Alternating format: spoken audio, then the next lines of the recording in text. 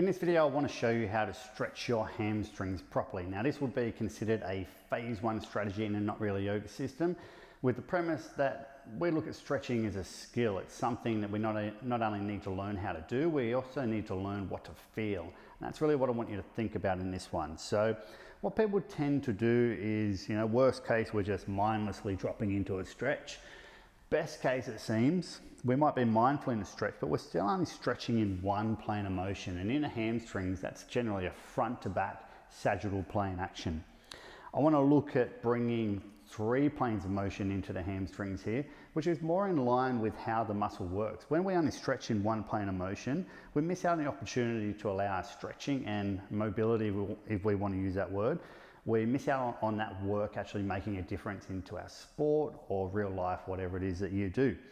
So we think about the sagittal plane here, and before we do, I just want to add, this isn't just about stretching, it's about any kind of loading you do, given that stretching is a very broad term. So anytime we're looking to load a muscle, we want to have that knowledge of what the muscle does and how it can load in 3 planes of motion. So first, let's look at the sagittal plane front to back. So if I want to load the hamstrings, knowing that hamstrings are 3 muscles that insert around our pelvis and back down below our knee, and we can go over the anatomy of this a little bit later. This is really just about allowing you to feel it. If we come in with our right leg forward, I'm just going to keep my foot on the ground here at the moment and come forward here. You'll probably feel a bit of a stretch in the belly of the muscle. Now, if I bend my knee a little bit, taking out the point of attachment down at the knee, and if I look to do an anterior tilt of my pelvis, which is, I guess, a movement you could say it arches your back. If I then bring that here and start to bring my belly towards my knee a bit and send my hips back, I start to notice the muscle load at the top. So that might require a little bit of work and feeling around to get that, but that's where I'm going to feel this load. If I then straighten my knee, I don't need to do this anterior tilt anymore, and I come forward, I feel the stretch more down towards my knee. If I lift my foot as well and give some consideration to some of these fascial connections as well, I'm going to feel even more load down behind the knee here. So the point here is that small movements of different parts of where the muscles attach and insert can change where we feel the muscle and can change the point at which it's going to load. So if I'm going to just pop my foot on a block just because it makes it easier to hold here. Now if I come forward again, I'm going to bring that tilt in my pelvis. You can have a little bend in your knee. If I bring my left hand, point it towards my little toe, I'm going to start to feel this lateral outside hamstring here. And then if I think about, I can straighten the knee, I'm going to feel it down lower here.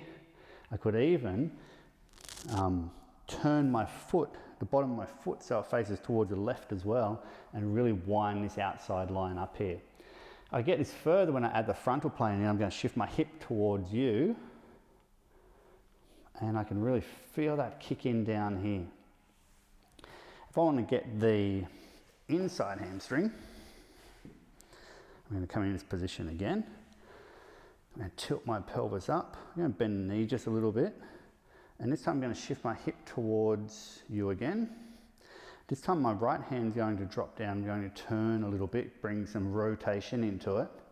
And I get a very high stretch in here. Now obviously you're going to feel adductor too.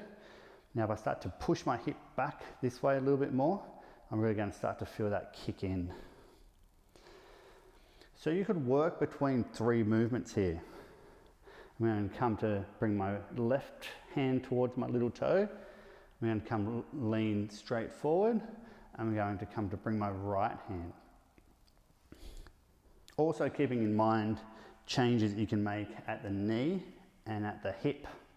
Now what I want you to do at this stage is I just want you to experiment with that. This is really about feeling it and understanding that these little changes we make a big difference on where we feel a stretch and also how effective it is. Now this doesn't have to be a static stretch.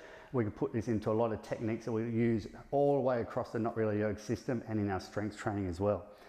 So let me know how that felt for you. Comment, message, join, subscribe, all that stuff. And I'm going to come back with a little bit further exploration on some of the anatomy of this later in the week. and lots more to come. Stay tuned, see you then.